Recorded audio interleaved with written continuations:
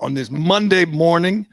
It is Marathon Monday in Boston with no marathon, which is a mistake, which is too bad because it's a good day for a marathon and it should be. I mean, bunch of skinny people, young, skinny people outside in the breeze, in the sun. Absolutely no reason they shouldn't be running a marathon today.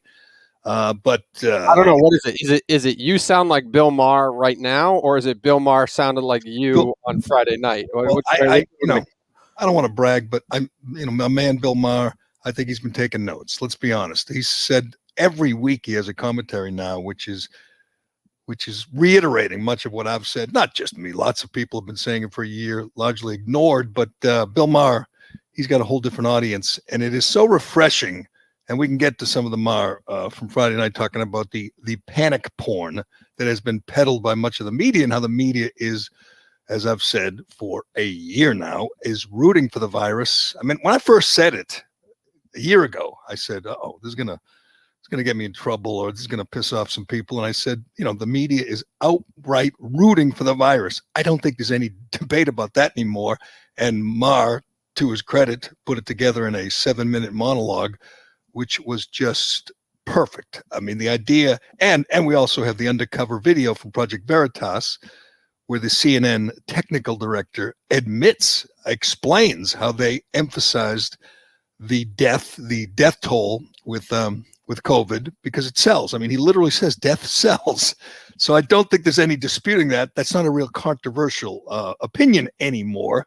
Clearly, the media emphasized the bad news. They wanted us all scared because scared people watch. You watch. I mean, you admit it.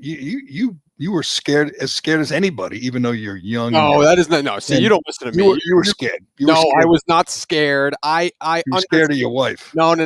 Yes, I was scared of my wife. I'm scared of my mom. I understood that other people are taking it to a whole nother extreme, and I'm a sissy where I abide. I like making other people feel good, right? Yeah, but it is amazing. Now we sit a year later. The virus is still there. I realize lots of people have been vaccinated, but according to Dr. Fauci, the biggest anti-vaxxer in America, it doesn't matter. You got to stay home. You got to distance. You got to wear your mask, double mask. I mean, I was ready to get the vaccine. It's pretty available in my neighborhood, but then I watched Fauci on 72 Sunday morning shows say, essentially, I'll sum up what he said is, what's the point? Nothing changes. So I was getting ready. I was all geared up to go get the vaccine and get back to my real life. And then I said, hey, Fauci, he's the expert. He's the preeminent virologist in this country. And he said, nothing's going to change. So I said, why bother? Why bother? I love the people who accuse Tucker Carlson of being anti-vaxxer. He's nothing of the sort. He just asks the same question that I've been asking for months. Same question everybody's been asking is why, if the vaccine works, do you not go? Are we not going back to our lives? Are they not promising us that you can have your life back if you get vaccinated? It's the best incentive you can come up with. We know that. Not only does Fauci not do it, he does it over and over and over again, talks about variants and you might need another shot in the fall. And, we're heading to, what was the CDC's director's line? I feel impending doom. Impending doom. Yes. I mean, you don't get out as much as you should, but you've been out, you've talked to people. That doesn't feel like impending doom right now. It feels like good news on the horizon. Spring is here. Summer's coming. It's warmer. People are outside. All these states that have opened up, Texas and Florida and Mississippi and all, they have all done very, very well. The numbers have plummeted. The craziest people I've interacted with on COVID this entire year are starting to plan their vacations. Right. Their brain is all in on getting the hell away. People who were full of fear and confused, uncertainty are coming to the conclusion that we're close to the end, and they can go on vacation and they can do things they couldn't normally do. I was out yesterday for hours. My wife and I walked around Boston everywhere, downtown and the public gardens and the Common and Newbury Street, absolutely packed, absolutely open up, everything open. I mean, people are eating outside because was a nice day. But you would, other than the masks, you would not know. We were still in the middle of a pandemic. And this is bad news for Dr. Fauci. I know some people get annoyed when I and others mock him. But what I say 3-4 months ago, that the saddest day in his life is going to be the day that it's gone, that he's no longer on every Sunday morning show. He is addicted to the limelight. He loves being famous. He loves to be on first name basis with Jake Tapper and Dana Bash and Anderson Cooper and everybody. He would be smart to slow it down now. Like now it's, and not just because you're annoyed with them and other people are annoyed. Like now it's okay. You were a celebrity for so long. You can go on the speaking tour when you finally retire, even though it doesn't seem like he's never going to retire. He's 80. Yeah, I know. But if people are like turning on you now, like if you got Bill Maher doing rants on you now, and you got like people are starting to turn. So get off television. People are starting to turn, and Biden should order him. If Biden probably doesn't even know who he is, but he should order him. Say no more TV, no more Sunday morning making the rounds. It's not helping. I just watched a commercial. It was like a cartoon deal, encouraging people to get the vaccine. They're making an effort. We know that they've had, athletes and celebrities saying, "Get out there, get the vaccine. Let's get the." And then you have him come out and say, "You can get the vaccine if you want, but you don't get to take your mask off. You don't get to see your grandkids. 4th of July. We'll see about 4th of July." And people are already out living their lives and saying, "What the hell is he talking about?" They talk about cases, number of cases, which is irrelevant if it's all young people who are getting the sniffles for 3 days. I'm so done. I'm done with this. All right, I didn't want to start with this. I didn't want to do this again. It's just and I realize that some people get mad at me when I'm like blasting Fauci on Twitter, and I admitted to somebody yesterday. I said, I admit I overreact because I'm so sick of him, because I'm so sick of every Sunday morning they put him on all these shows, and then he makes the rounds on social media, and he says the same thing over and over again. And if you have been out, what you see belies what you hear from the 80-year-old bureaucrat, the highest paid person in the federal government. He says one thing, your eyes tell you something else. Your eyes tell you that the end is near, that we're getting through this, we're getting back to normal. This summer's not going to be like last summer. I mean, just looking at it now, I mean, even places like in blue states, like Massachusetts and New York, they get games where people get to go to the game and they sit near other people and they enjoy themselves, which again is not what Fauci wants to see. He wants everyone to still be in their basement, depending on him, waiting for him to give them, his blessing, that you can actually go visit your children or grandchildren. I think even the people who were listening to him 6, 8, 10, 12 months ago are tired of it. They're like, you say the same thing over and over. I mean, when you hear someone say, wash your hands and wear a mask, don't you feel like punching them in the throat? I mean, you go, I've heard for a year, wear a mask, stay distant, wash your hands. You're like, shut up. We've heard that already. It's like telling a grown up to make sure you floss, make sure I mean, we're not children. You told us. I remember when we were, and this is the show. I remember we were at the Legacy Club and they had like one of those, like in a sign in the bathroom, like wash your hands. And It was because of COVID. Like it was like COVID guidelines, wash your hands. Like no shit. Like I didn't need COVID for you to tell me to wash my hands after I take a leak. I'm a born rebel. So I decided I'm not going to wash my hands anymore. I don't even wash them when I go to the bathroom. Nope, I'm not going to do it. So I don't wash my hands. Even when I shower, I don't wash my hands. Screw you, Anthony Fauci. But we got to get to Minnesota. We got to get to all this. I mean, this is a big, big day. But let's do Bill Maher now. Let's do Bill Maher because it was so good. And I feel like I do this every Saturday morning. I don't have HBO, as I've explained. I got rid of it because I initially I blamed Bill Maher, but he was part of it. I was sick of Bill Maher, sick of John Oliver. I was just, I wasn't getting my money's worth, so I got rid of HBO. And then they put out not just his, what do they call that? The final, the New Rules monologue. They don't just put that on YouTube, but you get to see much of the show. So if you're interested in the show, you can watch it on Saturday on YouTube. You don't have to have HBO. Every Saturday morning, by the time I'm up, there's like 10 other people saying, what a great rant, what a great monologue. And it has rarely let me down. Now, granted, there's the usual, I mean, he's a hard left liberal, but he's what we need in that he's got common sense. He's got his eyes open. He's seeing what's going on in the world. I mean, he had a great rant a couple weeks ago about the Academy Award nominated movies and how they're all so depressing and they all suck and nobody's watching them. It was really good. Yeah, but he's also, we were talking about it right at the gate, right? He's capitalizing on the moment. You could tell, you can feel the shift in public sentiment. Yes, he did. That's Right? exactly So what it is. Where were you 6 months ago? And I'll give him all the credit in the world, but he is articulating the shift and what he did. And I mean, you said it. We've been talking about this for a year, and so have a lot of other people. But he talked about the media, selling, emphasizing the death and the misery for ratings. But then you get to the and the obesity part of this, which I've been saying for a year, the insanity. And I do believe history will judge people like these blue state governors, these hard left liberals like Charlie Baker and Cuomo and Whitmer. History will judge them harshly. Hell, history's already judging Cuomo. Killer Cuomo is just the biggest scumbag in the world. But when one of the first things they did was shut down gyms. Think of what happened in the last year. They shut down gyms.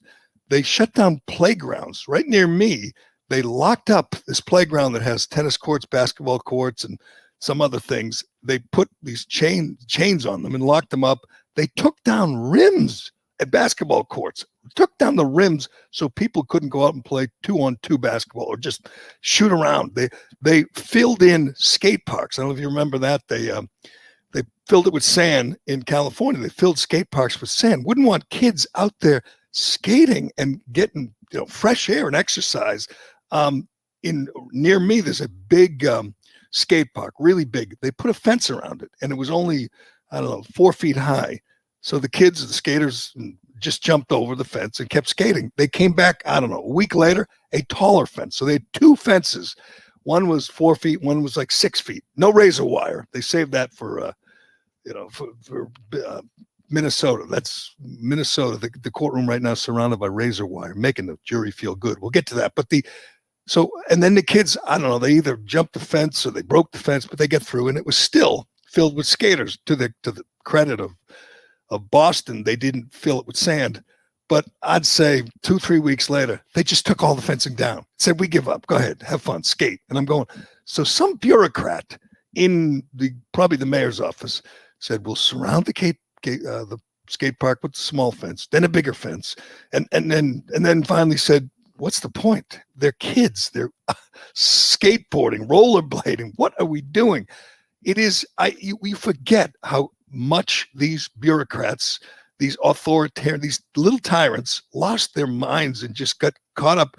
Just got so obsessed with their control and said, "We're going to stop you from doing everything." So you couldn't go to the park. You couldn't go play on the playground if you're a kid.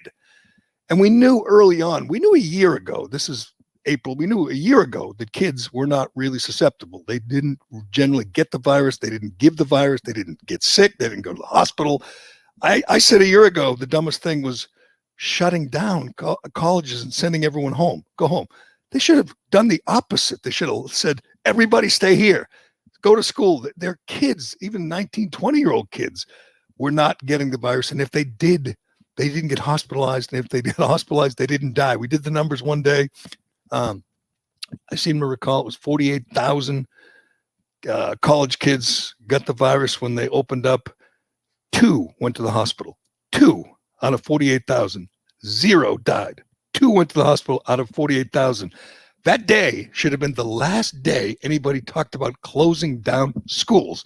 I mean, I realized that the elementary school and high school is controlled by the vile teachers unions who don't care about kids, but I'm talking colleges. They never should have closed.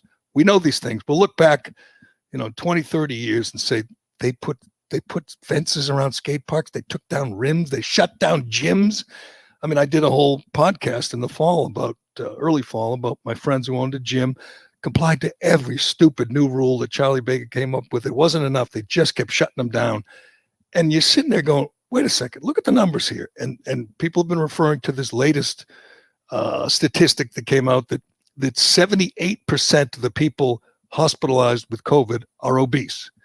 No surprise. We knew that a year ago. We knew that fat killed.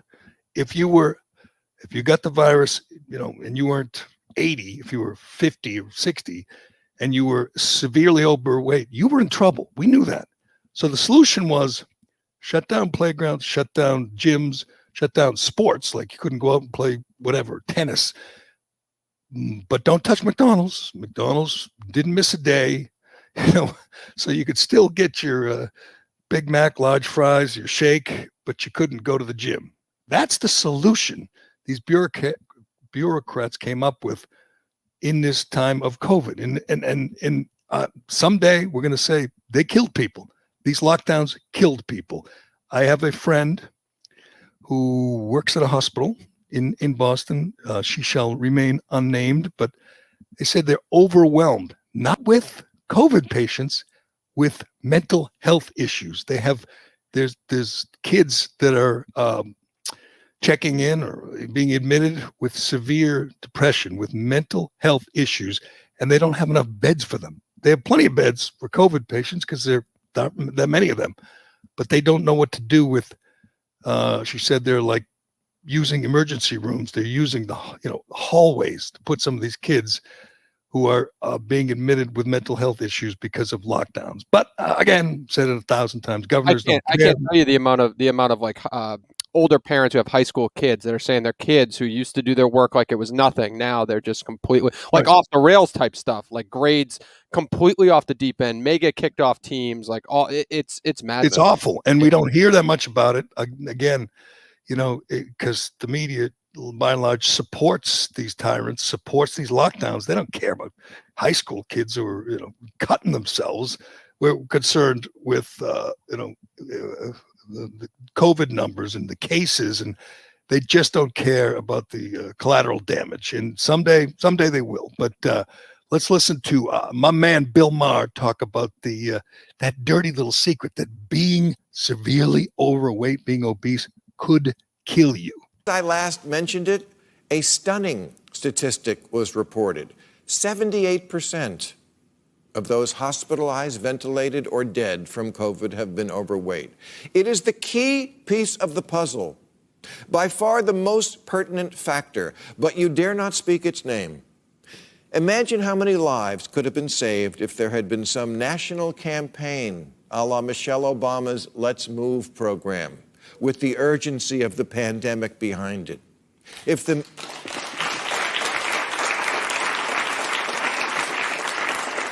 media and the doctors had made a point to keep saying, but there's something you can do, but we'll never know, because they never did.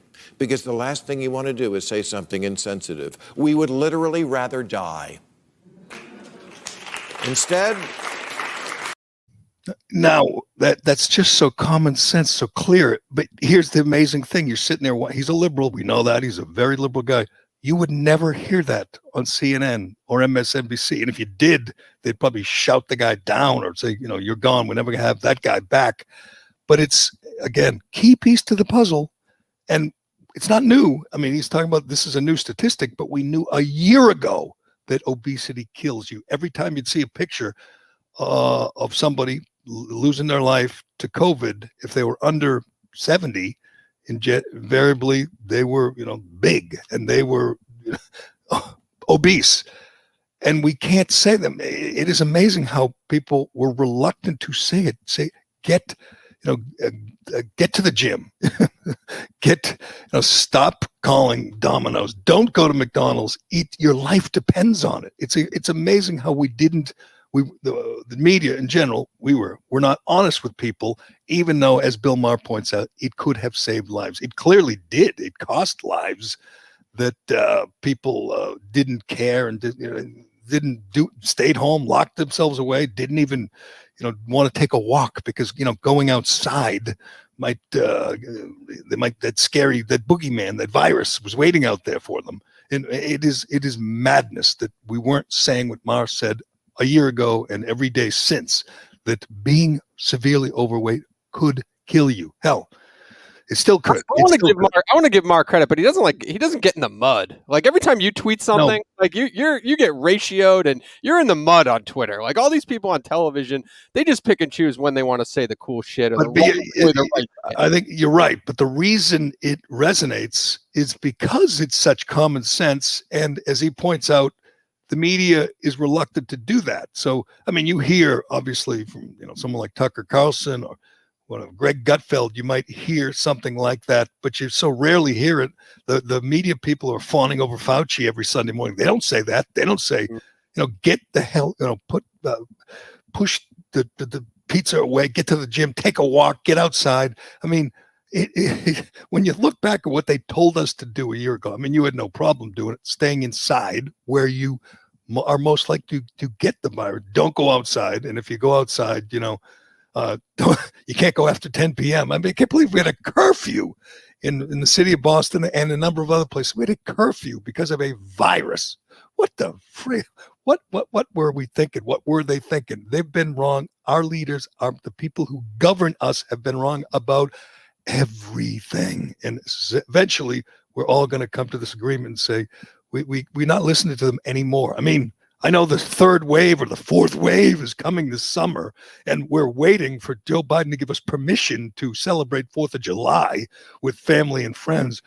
It eventually, and I realize we're polarized, that half the people are on this side and half the people are with Biden, half are against him. But eventually everyone's going to say, enough, shut up, Joe Biden, shut up, Anthony Fauci. I'm going to a cookout. I'm going to, play tennis.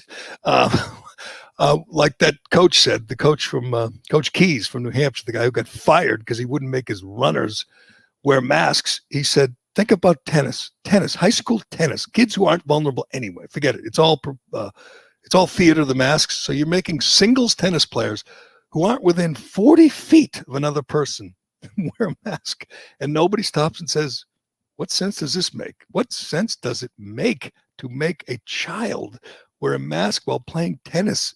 They don't ask. They just say, do it. Joe Biden told me it saves lives. They told me it's patriotic. But just stop and ask, why are you putting a mask on to play singles tennis? First of all, why are you wearing a mask if you're a child when you know the virus isn't a problem for you? Secondly, what if no one's near you? I got a new rule, Colin, as I watch TV news. My new rule is if the reporter is wearing a mask, I change the channel. I'm not going to be party to this theater, especially, I mean, they're outside. I was watching last night and there were all these reports about Boston and the marathon, or here's what would have been going, and they're all wearing the mask, and there's just a cameraman. There's not like people, and here we are, and I'm going, what are you doing here? Take that off and do your report and put it back on. 2 minutes so you can enunciate and I can understand you, and then you can put it back on and pretend you're virtuous. Why are we all participating in this ridiculous theater? But hey, whatever. It's coming to a close, and even flip-flop Fauci's not going to be able to stop people from enjoying their summer. As you point out, people are traveling. They're hitting the road. They're flying. They're making plans. They're going to vacation spots. They didn't do that last year. The virus is still here, even though lots of people are vaccinated, but people are changing the way they look at it, changing the way they live their lives, which is a great thing. Well, before you wrap it up, you said this on Twitter too. The fact that Bill Maher gave DeSantis, of all people, that was amazing. That was wild. He gave, in the same breath, he gave DeSantis credit and ripped Cuomo, which is again, he used to be the voice of hard left liberals in America. You would never, ever hear that, certainly from CNN, the Cuomo network, but you wouldn't hear from MSNBC or NBC or CBS. Those people Washington Post, New York Times must be sitting there and going, holy crap, we've lost Bill Maher. We've lost Bill Maher. He's got a live audience. He's got guests. He's not wearing a mask. He's praising Ron DeSantis, the biggest threat there is to Kamala Harris in 2024. And a guy who is just riding high because things have worked out great in Florida and not so great in New York and New Jersey and Massachusetts and Michigan. But that was one of those moments they call, the sister soldier moments where you kind of sense that the tide is turning. And when Bill Maher is praising Ron DeSantis and ripping Killer Cuomo, you know the things are changing, and if you go outside today, tomorrow in one of these blue lockdown states, you're gonna feel the change. You're gonna feel the momentum changing. You're gonna say, "Holy crap! They're people are going to games. They're going to bars. They're going to restaurants. They're visiting friends who they haven't seen in a year." I do feel when I hear and see stories about grandparents seeing their grandkids for the first time in a year, I'm embarrassed for them. You haven't seen your grandkids in a year? I mean, even with a mask, even outside, you haven't seen your grandkids. What the hell is wrong with you? He doesn't mean that, Mom. He's not talking about what you. What the hell is wrong with people? You don't think it's worth the risk to go see your grandkids if you take some precautions, some reasonable precautions? You don't think it was worth the risk? I think back to my parents would have done, and if they told them, my parents, you're going to die, but you get to see your grandkids. My mother would have said, I'll take my chances. I'm going to see my grandkids. Well, no, she was protected. They're protecting their grandkids. You don't understand that. By protecting not them from what? Your kids are, what are your kids, 3 and 5? No, well, my kids were fine. She watches my kids, but all the other grandkids, she was protecting them. That's the thought process. That's what Fauci put in her head. All right? Fauci won. Right. I'm going to do the quick update. Just here we are. We'll do it every, this is this is Patriots Day. This is Chauvin Day in America. Big day, big day. Death rate, number 1, New Jersey. Number 2, New York. Number 3, Massachusetts. Number 4, Rhode Island. All hot, very blue, very lockdown states. That's your top 4 states in death rate, which is, once again, all that matters. Number 28 on the list, Florida. 28 in death rate. Florida, which has never locked down, essentially. Restaurants have been open, bars, gyms, they've lived their lives. Number 23 is Texas. Those are the examples that we should all be looking at, and people should be saying. I do wonder, it's been a year. At what point do they say lockdowns don't work? 2 years? 3 years? At what point do people like Charlie Baker, Gretchen Whitmer, these tyrants, what point do they say, okay, DeSantis was right, Abbott was right, we were wrong, our bad. My answer to that, my guess to that is never, ever, ever. But check out the whole Bill Maher monologue on COVID panic. Well, 3 million by the media. 3 million, to your point, people, you don't need HBO anymore because people went to YouTube, which they can do with our show as well, CallahanPodcast.com. We are live streaming on YouTube every day now. So excellent. This is your job. I know you have a lot on your plate, but you're gonna help promote and remind me to promote that we are live on YouTube. Yes, and welcome back to all of our Facebook Live video viewers as well. They like to talk a lot of shit, usually directed at me and my phenomenal hair. Welcome to all of you. We are back on Facebook as well. I'm busy doing a show, but am I supposed to read these? Look at all these comments. Are you going to read them? Yeah, I'll read them for you. I can put them on the screen now. It's a big whole technical. My man Matt Walsh does a segment in his podcast where he reads YouTube comments. We could do that. Well, a lot of that. These are all good ones too. Oh, you're awesome. Hey, look at Cully's frosted tips. It's just people like to. Yeah, a lot of people like to give me shit on this thing. So I'm not a huge fan of the live streaming personally. Why? Because I'm kidding. I like shit talk. I like the fun mud. The fun mud is for me. So the what? Like fun mud, like stupid mud. You like going to war over mud. I like going to war over. I just, it's an outlet. It's an outlet to express and fight with people. And like I said, I admitted I just hate Fauci, and I can't stand seeing him on TV. And like I said, someone made the best point of all. At what point do you say you're not helping? You're an 80-year-old doctor, bureaucrat. Why are you getting up Sunday morning and doing all these shows? Why? What if your goal is to get people vaccinated, you're not helping. He doesn't help. So why is he doing it? It's just his ego. The guy is the biggest. He thinks he's friggin' Ryan Seacrest. He thinks that he belongs on TV every day and the public is pining for another appearance. But no, that's right. Guy makes a good point. Like you're still not allowed to have funerals and wakes and weddings in Massachusetts. I talked about the rule for weddings still. We have circles on the dance floor and you got to stay within the circle. There's still these insane rules in the places that have the worst results. That's not the case in Florida. That's not the case in Texas.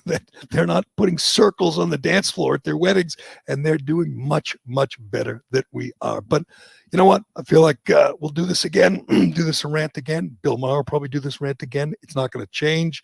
They do not, and we've said this early on, they will never cede power. They just don't want to do it. They don't want to give up the power and let people go back to their lives, and it doesn't faze them that half the restaurants are gone in blue states. Like I said, I walk around Boston all over the place all the time, and it is sad to see some of these great old restaurants just gone forever, never to return. They put little notes on the door, say thank you for years. A legal seafood right near me is gone. I didn't think your movie theater. You used to point that out. The movie theater, right? Yeah, great movie theater. By the way, ArcLight. It's a chain, but it's a great movie chain. I shouldn't say it. It was a great movie chain.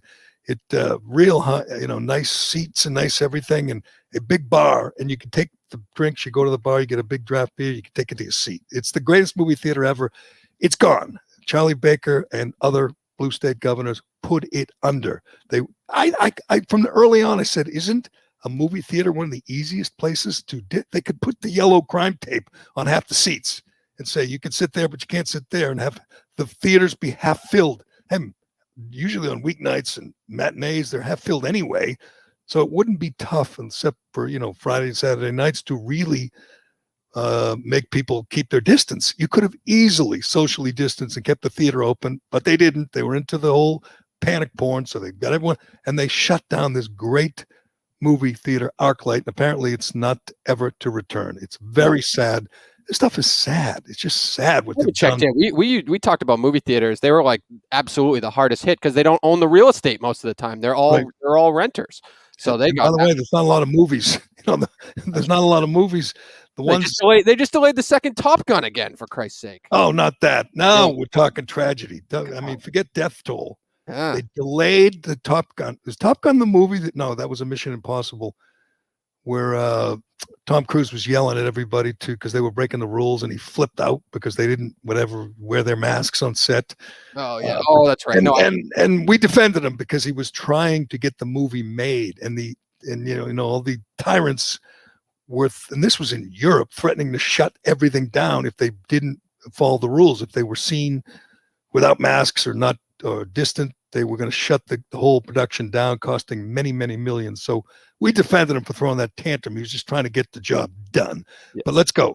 We got to get to the big news. I mean, today should have been a marathon in Boston. It is going to be a scene in Minneapolis today. Let's put it that way.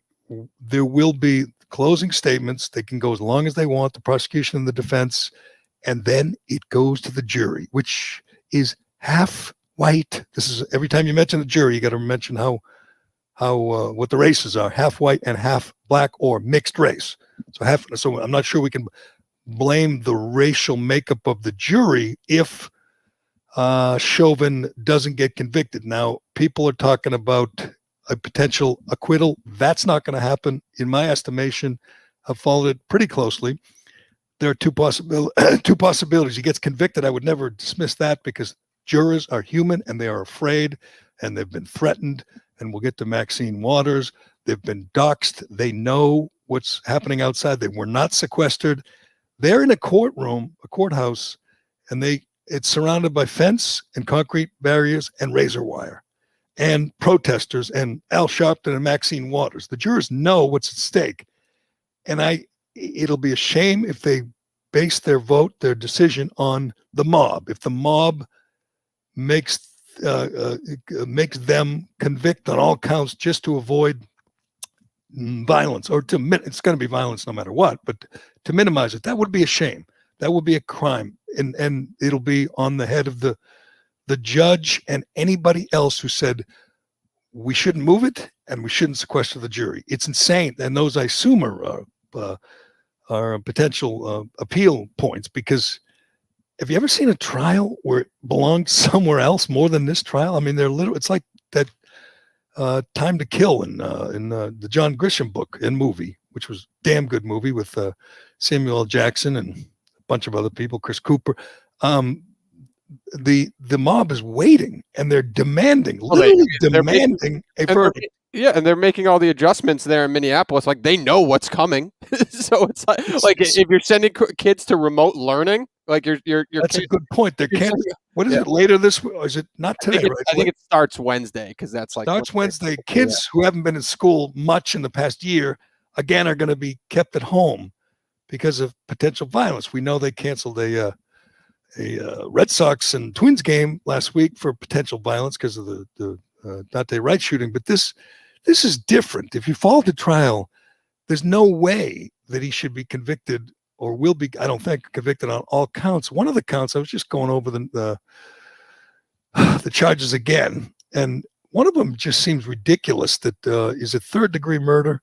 Yeah, that he would be convicted of that. Like, if you look at the definition, the explanation of the 3 counts, for third-degree murder, they initially dropped it and said, "No, we can't make this case." They were ordered by a judge. Yeah, an appeal on appeal. They were ordered to reinstate the third-degree murder, which the state initially, the prosecution said, "We can't do this. This doesn't apply." But they made them do it anyway. A third-degree murder requires prosecutors to prove that someone caused the death of another, quote, by perpetrating an act imminently dangerous to others and evincing a depraved mind without regard for human life. You got to prove that Chauvin, and I realize that this is fine with whatever, Maxine Waters and whoever else, and Al Sharpton, but you got to prove he had a depraved mind. I'm not sure how you do that. I think you're not gonna get a unanimous verdict on that. So there you go. There's 3 counts. One of them is either a hung jury or acquittal right there. That's all it takes. That's all it's going to take. There is a sitting congressperson outside 2 nights ago, outside of the courthouse in Minnesota. She's from California. She doesn't live in her district. She lives in a $6 million mansion nearby. But Maxine Waters, probably the craziest member of Congress, was there demanding a guilty verdict and saying that we need confrontations, essentially calling for violence. Now, I seem to recall not that long ago, a president of the United States was impeached because he allegedly called for violence. Of course, he did no such thing. He said, go peacefully and patriotically protest down at the Capitol. They didn't listen. They got a little violent, but and that led to the impeachment. And by the way, the banning of the president from all social media platforms.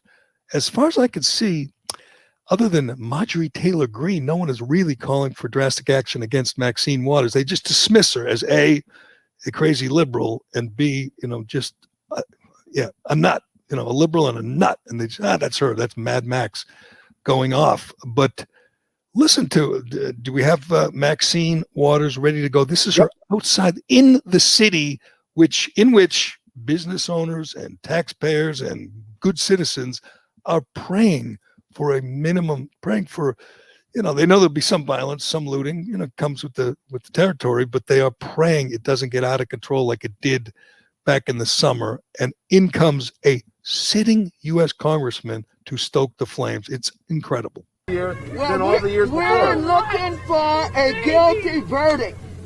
We're looking for a guilty verdict, and we're looking to see if all of the talk that took place and has been taking place after they saw what happened to George Floyd, if nothing does not happen, then we know that we've got to not only stay in the street, but we've got to fight for justice. Well, we got to stay on the street, and we've got to get more active. We've got to get more confrontational. We've got to make sure that they know that we mean business.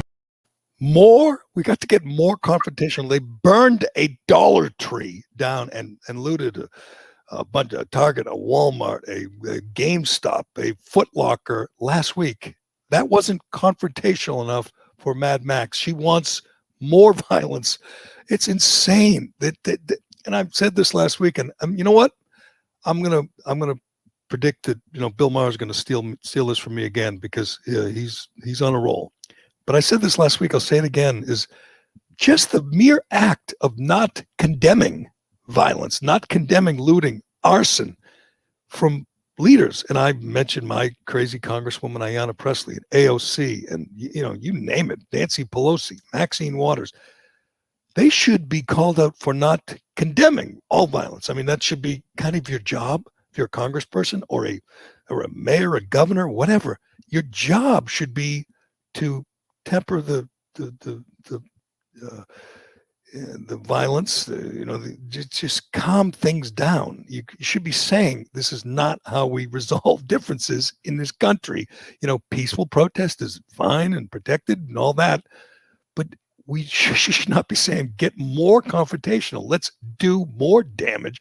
Or in the case of Ayanna Pressley, saying we need more unrest. We need more. I just can't imagine being in that town.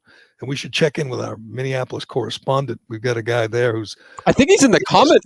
Let me know if you're the one in the he? comments. Yeah, was it William in Minneapolis? Either way, we'll track him down. But he took pictures of them boarding up all the buildings. I mean, imagine having a small business, having whatever, a Scotch tape store, and you have to board up your windows in your building. You're just trying to make a living. You've been shut down for a year. And these people, including Congress people, are saying, let's burn the bitch down, to quote Michael Brown's dad. Let's burn the bitch down. You're living through this nightmare that never ends. And you're hoping, they convict Chauvin just because it'll limit the damage. But I got news for you. It ain't going to happen. Not on all counts. They're never, if they convicted him today in 10 minutes, deliberated for 10 minutes, guilty on all counts, do we really think everyone will just say, well, we got what we wanted, we're going home now? They'll find another reason. They'll go back to whatever, the Dante Wright shooting. They'll go back to whatever, the Georgia voting laws. They'll come up with something because everybody wants at this point to be part of it, the action, and there's no price to pay. Unless you're of a red hat and you were outside the Capitol taking selfies, you're not going to jail. And if you do go to jail, Kamala Harris will be there to bail you out. It is amazing double standard, but we'll see what happens. Again, they're going to do it this morning, two sides. I do think Chauvin should have testified. I don't think, and maybe his lawyer just insisted he not testify. But if he testified, the defense is two things. One, the drugs that George Floyd took a lot of drugs, took 3 times the lethal dose was in his system. And two, there's a photo, an angle that not many people have seen for obvious reasons, where the knee is on the shoulder. Just show them that picture and then tell them the level of fentanyl and methamphetamines in Floyd's system, period. Don't drag it out. Just go to those two things and you'll get a hung jury on at least 1 or 2 counts. And unfortunately for the good people of Minneapolis, that's not good enough for Maxine Waters and Al Sharpton and all the people, the guy out there with the can of soup who was winking at the camera on CNN, smiling, saying that he's got a can of soup, ostensibly for throwing at Minneapolis cops. It's insane. It's sad. It's sick, but it's coming. It's coming. And I noted over the weekend, I don't know if you saw this, Callahan, but a 7-year-old girl was at the drive-through window of McDonald's, got shot, randomly killed. And I've been waiting for Ayanna Pressley and AOC and Rashida Tlaib and who knows to tweet, about how she was executed and how they're, hunting young black children in the streets, and not a word. I guess they checked. What color is the guy who shot the bullet? What color is the guy who pulled the trigger? Oh, he's not white. We'll move on to that. That poor girl.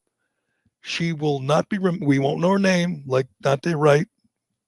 I guarantee you, the 7-year-old girl hadn't committed any, armed robberies, but we will not know her name. We will not remember her. They will not have a gold casket. They will not, Sharpton will not do the eulogy. Probably won't even be in the news after today, because the poor girl, she's dead, which is, the worst part, obviously, but there will be no one mourning her in the national scene, because it wasn't a white cop who killed her. But we'll follow that story if we can. It won't be easy to get any information on it, but we'll do our best. I had a couple other things here, Callahan, on our soft launch on YouTube. This is our soft launch. Callahan loves soft launch. I'm a big soft launch guy. Big soft launch. Are you working out the kinks over there? Yeah, there's no real kinks. No, you're the biggest kink. It's not the listener's fault or anything like that. You don't like change, so you're the problem. I described. What am I doing that's difficult? Tell I me. told what you I'm doing. exactly on Thursday what we were going to do when we go live. But I told you I didn't understand it. Yeah, it's true. I admitted. Yeah. So tomorrow we're going to have like a 5-minute countdown. You're not going to like that. It's going to be very awkward. It's going to be awkward. Whatever it takes. Whatever it takes. Whatever people demand. People demand. Bill Maher of all people is banging out 3 million YouTube views. So obviously, give us a week and we'll be that'll be one. That's what he got. Yeah. On the whole monologue was 3 million views. No, well, that was 1.2, and then the other segments adding up to 3 million. So yes, to your point earlier. Yeah. Why does HBO allow that? I saw someone writing about this in a media column and how that's the wave of the future, but those people watching it are not HBO subscribers, correct? I mean, like me, I'm saying, why do I have to subscribe? I mean, I hate John Oliver. I will never watch anything. I don't care because he's the opposite of Maher.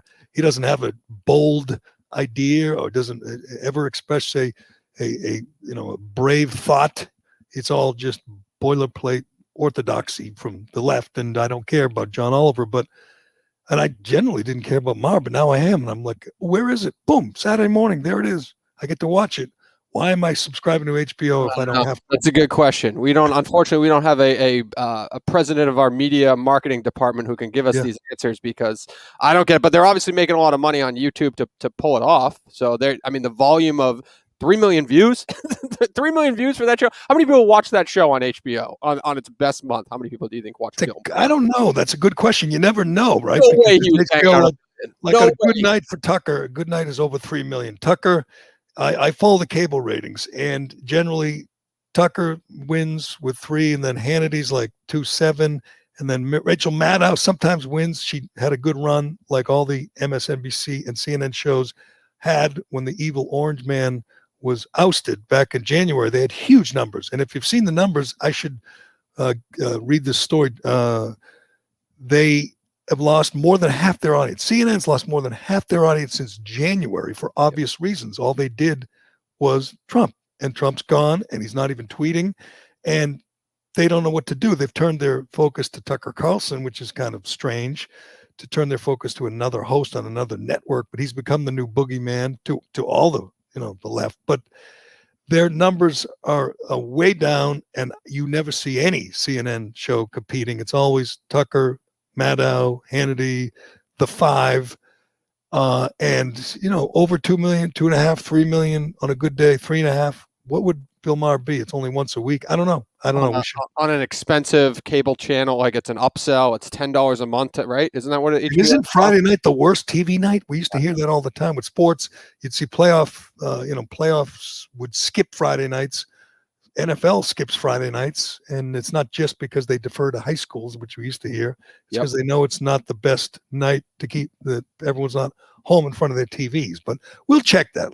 I'd be curious to see how Bill Maher does. I know Greg Gutfeld's beaten all the late night comedy shows. He's beaten Colbert and Kimmel and all those hacks, which is good to see. He's not getting huge numbers, and I'll have my full review of the Gutfeld show. I'm going to give him like a couple weeks. Wait till we have him on. They keep kind of dicking me around a little bit, but let's wait to bash it until we have him on. Let's be nice, and then we'll bash it. Speaking of ratings, couple of things on this, on numbers.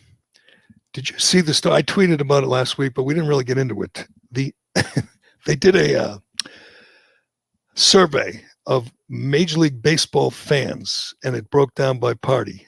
The Republican numbers for Major League Baseball, the approval rating, we're calling it, of baseball among Republicans is down to 12%. That's that's like almost zero. They were at 47% in mid-March before Rob Manfred bowed to the mob and moved the All-Star game.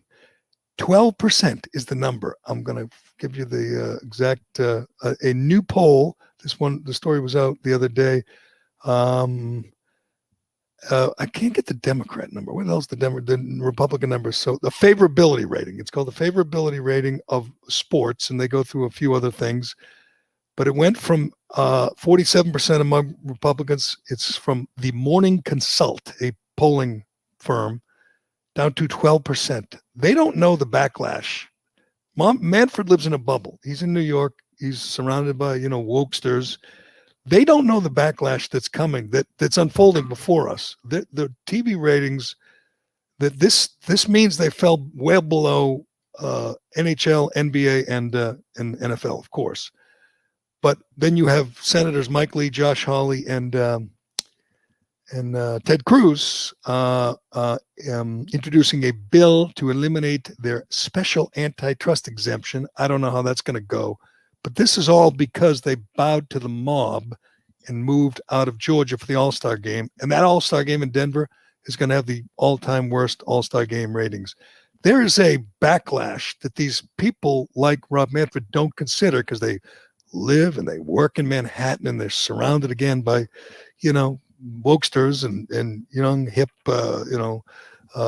liberals. And they don't realize that most of the country, if they do a little homework, understands that Georgia is not Jim Crow. There's nothing racist about it. They know the president was lying about it, and they blame baseball for being so cowardly to pull out of Georgia. And the backlash is coming, and I think it's already begun. You're going to see some really bad numbers for baseball early in the season.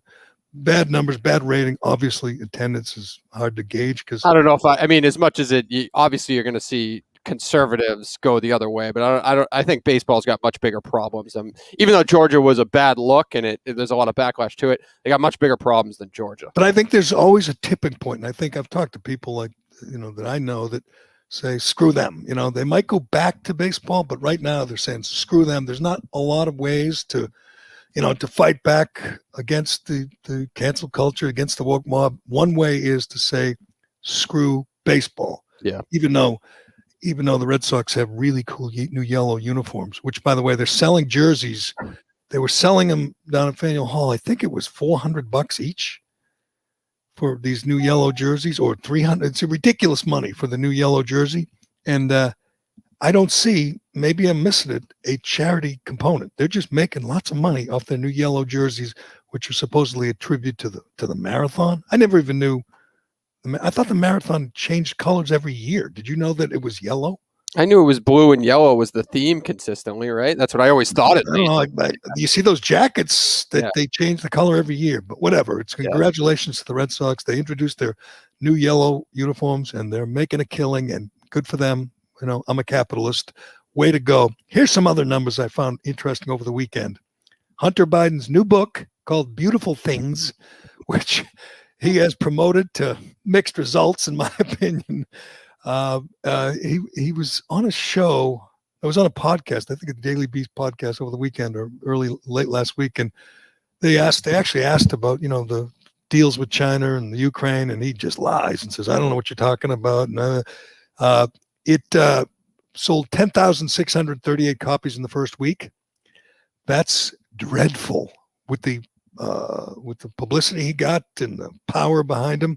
He's number 12 on the Publishers Weekly. He's number 4 on the New York Times, which is obviously not real. New York Times is trying to help old Hunter, but it ain't working. His book is already a total disaster. What did they pay him to? By comparison, I think what's her name on Fox? Shannon Bream. She has a book out about the woman of the Bible. Does that sound like a little limited audience? Women of the Bible. She tells stories about women who are in the Bible and what they did.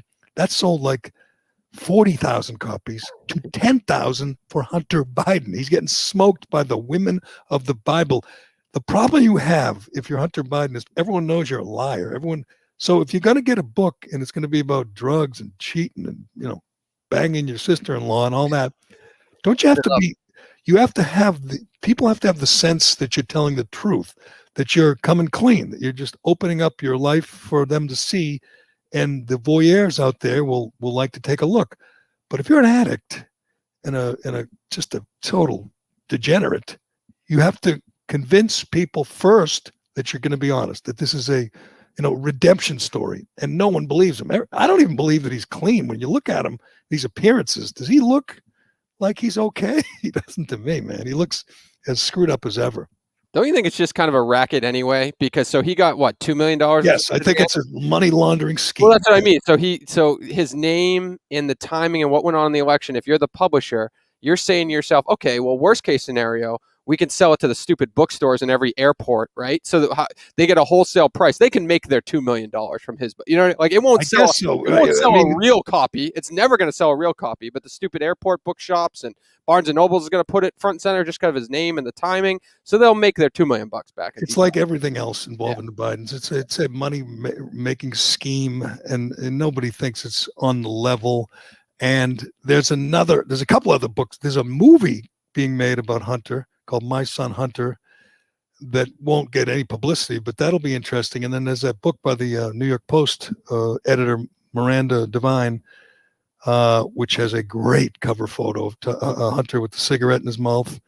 It's called The Laptop from Hell, and it's all about the stuff on the laptop. That will be an interesting read, a much better read, I think, than Hunter. I just picture Hunter's book as being, you know it's a scheme. You know that he's not doing it for any, righteous reasons. He's just trying to make money, just trying to, just get through it. That's all. Get through it. It's full of lies. I can't imagine actually plunking down $25-$30 or even ordering it on Amazon and thinking you're going to get any truth out of it. But the hell with Hunter. We don't need to give him any. Maybe we can get him on the podcast. You think he'll come on? Yeah. I just want one question, and maybe to hang up. Tell me, who is the big guy? Well, I don't know what his answer to that would be. 10% for the big guy. Who's the big guy? Everyone knows it's your father, but he'll say, I don't know what you're talking about. That wasn't my last. It was Russian disinformation. As far as I know, no one's even asking about Bobulinski either. Bobulinski, a respected Navy veteran who laid out the whole scheme and how Joe was involved in everything. And they don't even ask. Don't even ask. It's great to be a Biden. And I'll give you another example. Over the weekend, great to be a Biden. And I know some people are sick of this game. I don't care. We're going to play it for the rest of time. Just imagine this. Use your imagination. Work with me here. This is our last president. This is Donald J. Trump. Hideki Matsuyama wins the Masters. Great event. It was a great triumph. He's the first Japanese born player ever to win the Masters, ever to win a major. It was amazing. Great theater. And Biden congratulated him. And I don't know if you have this sound, but he called him a Japanese boy. And Yossi, I know how proud you are of the people of Japan are. And you've got a Japanese boy coming over here, and guess what? He won the Masters. He won the Masters. He won the green jacket. And oh, God, is it uncomfortable just there? So he's telling the Japanese, Japanese guy that a Japanese guy won the Masters. I'm pretty sure the guy knew already, but a Japanese boy won the Masters? I guess that was off script. Obviously, no one would have written that down, but Trump said that we'd all be talking about it. He's got the same problem we used to say about Trump is don't go off script. That's it. They just you go off the rails. He just gets made fun of way more, and whereas Trump just makes people angry. And it's just so uncomfortable. And by the way, he went to play golf. I thought presidents, were lazy and derelict if they played golf. He played golf over the weekend. No video, no word, no nothing, no report from the golf course. No one sneaking through the bushes to catch him, cheating at golf, which they did every time and still do. Donald Trump the other day played golf, and first time I've ever seen this, with his son, with Barron, that 6'7" giant. And, they look fun, father and son outing, not as fun as Stuart Sink and his son, but, and I'm watching this, I'm saying, you're taking pictures of this, whatever, a 16-year-old kid with his father, who's not president anymore, who's not even allowed to speak because he's been banned from every social media. Can he just tee it up with his son in peace? There were pictures of those two from a distance with the lawn, but nothing from Joe Biden. In fact, I'm not even sure who Joe played with. Did he play with Hunter? I don't know. Imagine how much Hunter cheats. I think he played with. Oh Jesus! I think he played with the chief of staff or something. I think I read. Nothing. And it's almost like not even real. Like I saw people accusing him of this, of saying it's just an image thing. Like he's not really. He just wants everyone to think he's virile and young. He's And getting exercise. He's playing golf. Now, exercise. granted, Go and play I golf. would never want to be behind him playing golf. I never knew he was even a golfer. I mean, you don't have to be a golfer. You can do something else, Joe. You can walk your pretend dog when it's not attacking Secret Service agents. But there's one other thing I want to get to.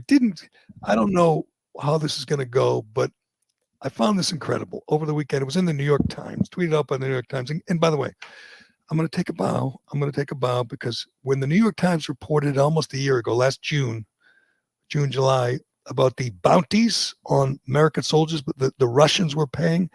I don't know if you recall, but on this show, I said, don't believe it because it was in the New York Times and it was really sketchy to begin with. It was from sources were reported as like detainees, that there was no Russian source. It was detainees in Afghanistan. And from them, they decided that Russians were paying bounties on American soldiers. Sounded like a typical New York Times lie, kind of like, the fire extinguisher, murder of Brian Sicknick. Someone at the New York Times made it up. The best part of those stories is, though, the other media outlets, in this case, the Wall Street Journal and Washington Post, through their own sources, confirmed a report that was made up.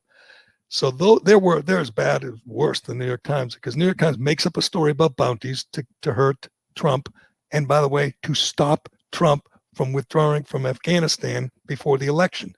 Again, it worked. I mean, they're diabolical, but what they do work. They got their guy elected. They stopped Trump. They made this whole thing up. Trump said it was fake news, and he got killed for it. There's a few montages out there of all the people in the media, left wing, reporting it as one of the great scandals of all time and dereliction of duty, impeachable. It was made up. New York Times made it up. Washington Post and Wall Street Journal echoed it. I said at the time, I don't believe it. And I, took a lot of crap from people on Twitter, and I was right. Anyone who doubted it, they were right. If you believe the New York Times, that's your fault. That's your problem.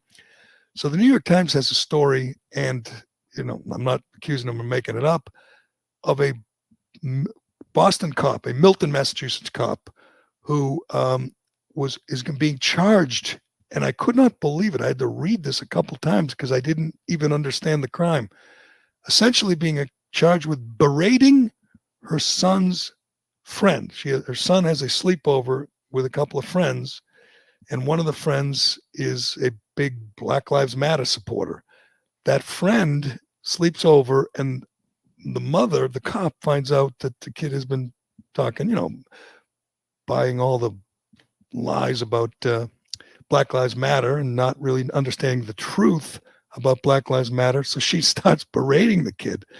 Now it's complicated because the husband gets involved, and she's allegedly, takes a swing at her husband.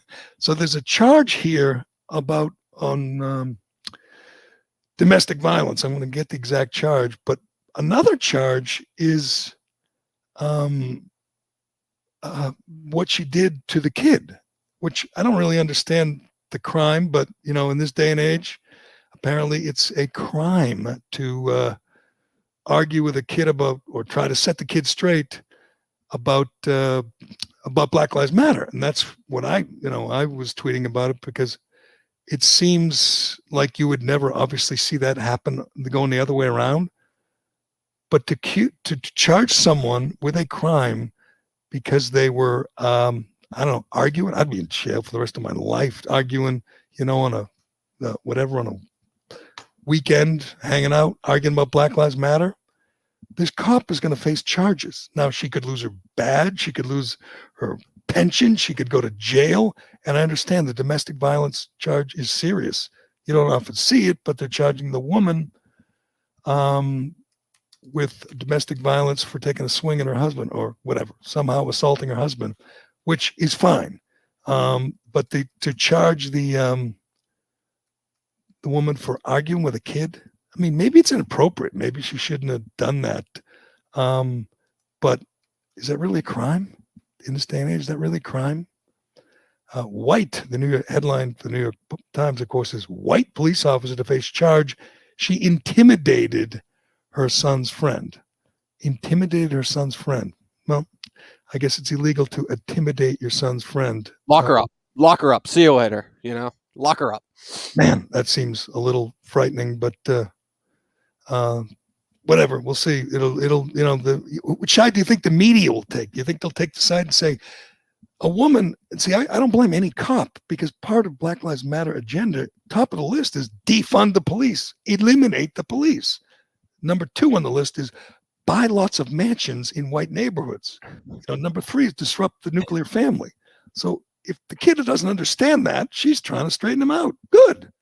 But apparently that's a crime. In this day and age, you can't do that. You cannot speak ill of Black Lives Matter. So we'll see how that goes from this Milton police officer. 14-year-old's a little baby. You got to teach your kid to be a little tougher than that, right? I'm going to teach my kid to be tougher than that. He can deal with it. Yeah, the kid, and he was supposed to be asleep, called his mother, right? The mother said, that my friend's mother's yelling at me about Black Lives. And again, maybe it's inappropriate. Maybe the cop had a couple of cocktails on a Saturday night and just said, "I'm going to go and she saw the kid's posts. This is in my territory. This is Westwood. This is Wolverine territory. We gotta get a little tougher in Westwood back in the day. I was going to say, I mean, you're getting berated by your friend's mother, and you call your own mother, and then you call the cops. Whatever. We'll follow that story. It sounds kind of crazy, and it sounds like it's not going to go well for the cops. You can't be taking Black Lives Matter name in vain. No. Can't do that. Can't be telling the truth about Black Lives Matter. But all right, it is Monday, Patriots Day, in I think only 2 states, Patriots Day, Massachusetts and Maine. But it's Derek Chauvin closing argument day. Then it goes to the jury. The jury, I assume, will not bang this sucker out in one day. They get to go home, watch the news, even though they're not allowed to watch the news or follow the news. They do it. Everyone does it. They get to go home through the fence, the razor wire, the concrete barriers, the 3,000 National Guard troops, the Al Sharpton mob over here, the Maxine Waters mob over here. They get to go home and deliberate. Or do they stay there? They're getting sequestered. No, they're not. They're going home, right? I believe so. They're going. Oh my God, that is hard to believe. These people have to go through that, see that, and then make an impartial, honest, fair judgment. But we'll see. We'll keep track of that. I hope for the people of Minnesota, it doesn't. I don't know what I hope for. I mean, if he convicts I hope one, our man on the street knows that we need him this week, and 2, I hope nothing happens to him because we need him this week. So make sure you reach out. If he's smart, he's going to, get out of there, right? Everyone's going to get out of there. No one's going to hang around. It's going to be bad. It's going to be bad. They're going to set fires and, destroy businesses and loot and pillage and probably, hopefully no one gets shot, but you never know. It's going to get ugly. And then when that ends, they go back to Dante Wright and that whole neighborhood, that whole area it's never going to end for them. But we will stay on top of that. That is it for day 1 on our soft launch on YouTube. How did it go, Callahan? Flawlessly. It was flawless. Thank you to all the comments on Facebook and YouTube. We appreciate you. If you're listening in podcast form and you probably just got done leaving us a review because you're a smart person, go to CallahanPodcast.com to subscribe on YouTube so you can watch. So everybody's doing it, Jerry. That's what you got to do. Callahan, no V, just CallahanPodcast.com. CallahanPodcast.com. And bang on that subscription. Yes. Click subscribe. You'll get alerts when we go live. And that's that. Yeah, that's it. Alerts when we go live. We'll be doing this every day. Yes. And do we get credit for them if they watch it on YouTube? Yeah, we get credit for them. We'll make sure we do. Yes. Good. That means I have to bathe now. I mean, yeah. So nice to not be dress. Look a little classier every now and then. We got the Shea hat on. I was gonna say, make sure you got the Shea hat on. That's a no-brainer. Even though you got a nice Boston Police one too. That looks good. So that's true. I got that right there. I'll put that on when the rioting starts. I should put it on in honor of this crazy Milton cop. Although we need more facts, more details to find out what exactly she did. But I didn't know you were got a crime for trying to talk some sense into some of those kids these days. But anyway, all right. Thank you to everybody who watched on YouTube. Thanks to everybody who commented. Look at all those comments. Do I have to read those all? No, I'm keeping track of them. They're all just, saying thanks, Dave, for bringing it up. It was all thank you, Dave. Thank you, Dave. Yeah, I don't blame you. I'm going to do that. We're going to have a segment we'll carve out a segment to read the YouTube comments. How about that? There you go. And I think we got Bobby Burke Outkick coming on tomorrow morning. A little tease for you for tomorrow morning. So I think He's been writing some good stuff. Bobby Burke, if you don't follow him, you should. He's been covering the media, from a non-woke perspective, covers the media. He's also the one setting the odds for the 7 p.m. show. Maybe I'm the only one who cares about this on Fox. He rates the performances of all the people trying out for that 7 p.m. slot, and he likes Trey Gowdy's chances. I like Maria.